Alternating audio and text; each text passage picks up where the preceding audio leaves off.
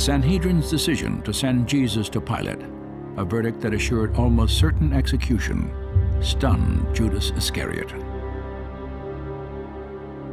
Judas was seized with remorse and returned the 30 silver coins to the chief priests. "I have sinned," he said. "I have betrayed innocent blood." Then he threw down the pieces of silver in the temple.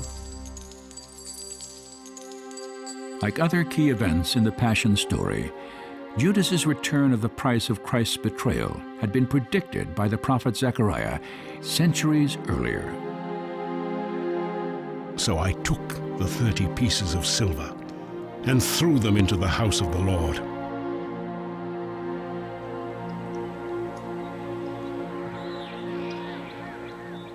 Beyond the southern wall of Jerusalem, the Hinnom Valley remains a testimony to the night of Christ's arrest and trial, and the fulfillment of messianic prophecy. After Judas angrily returned the silver he had been paid, the high priest used the money to buy a small parcel of this land. There, the clay used to make the temple pottery was once excavated, so it was called the Potter's Field. And the Lord said, "Throw it to the potter," that handsome price at which they valued me. So I took the 30 pieces of silver and threw them into the house of the Lord, to the potter. God is a stickler for detail. We see this from Genesis to Revelation, and it's very important to God that the I's are dotted and the T's are crossed. And I think he wanted us to see that in the death of Jesus, it was exactly as the Old Testament prophets had said it would be.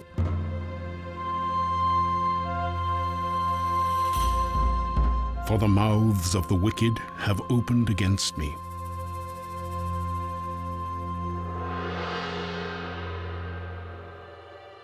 At daybreak, Jesus was taken to the halls of the Roman Praetorium to stand trial before Pontius Pilate.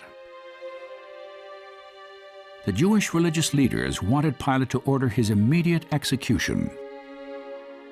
We know from ancient writings that Pilate, he's not the kind of person who is slow to hand somebody over to death.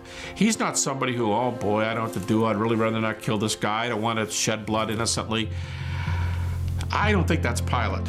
Perhaps Pilate genuinely did see that this man was not worthy of death on political grounds that the Jews were claiming. And if there's a spiritual thing here, if you guys say he's offended your law, well, then you take him and try him. That's not my issue. So Pilate asked the Jews, "What charges are you bringing against this man?" "If he were not a criminal," they replied, "we would not have handed him over to you." Pilate said, "Take him yourselves and judge him by your own law." But the Jews objected. "We have no right to execute anyone." In an attempt to free himself from the responsibility of judgment, Pontius Pilate sent Jesus to Herod Antipas, the ruler of Galilee, who was in Jerusalem for the Passover. However, like Pilate, Herod had little interest in condemning Jesus to death, and was instead content to humiliate him. Herod plied him with many questions, but Jesus gave him no answer. Then Herod and his soldiers ridiculed and mocked him, and dressing him in an elegant robe, they sent Jesus back to Pilate.